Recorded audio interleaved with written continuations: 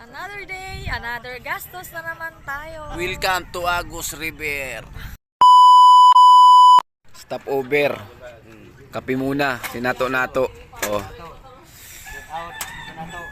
Papuntang Agus River kami mga boss. Kape muna, kape.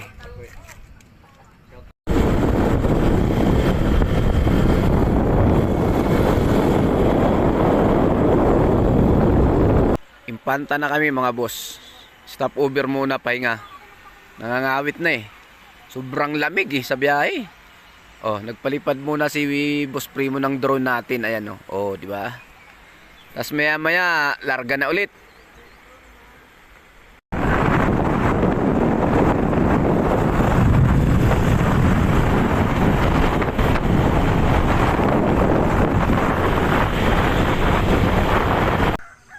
Touchdown na kami sa Agus River mga boss. Ayan o. Dumating kami 6:30 ng umaga. Umalis kami ng Quezon City 3:30. 3 oras din namin binakbak. Tara, hanap muna tayo ng cottage natin.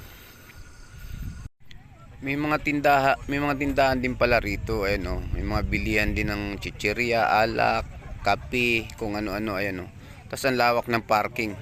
Ayan o.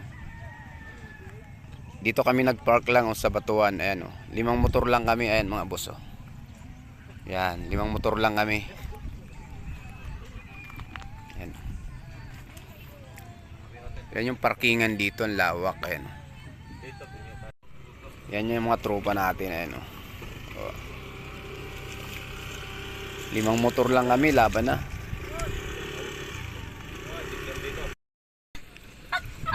Kape muna tayo, kape. Ayan o, kape. Ito kami nagkape sa tindahan ni Kuya. Ayan o. Dito rin kami magpapasaing. Ayan o. Ayan yung mga ano nila rito. Ayan. May liempo, may pork chop, may sinigang, may pork adobo, chicken adobo, at saka 150 isang kilo na rice. Sila na magsasaing. Sila na magluluto ng mga yan. Yan yung mga price nila. Ayan o. Diba? Ito yung mga cottage dito mga boss sa Agus River. Ayan. 500 isa. Dito kami pumwesto. Ayan o. Ayan o. Para malapit lang sa ilog. Ayan yung ilog. Tara, turo ko kayo sa ilog. Punta tayo sa may ilog.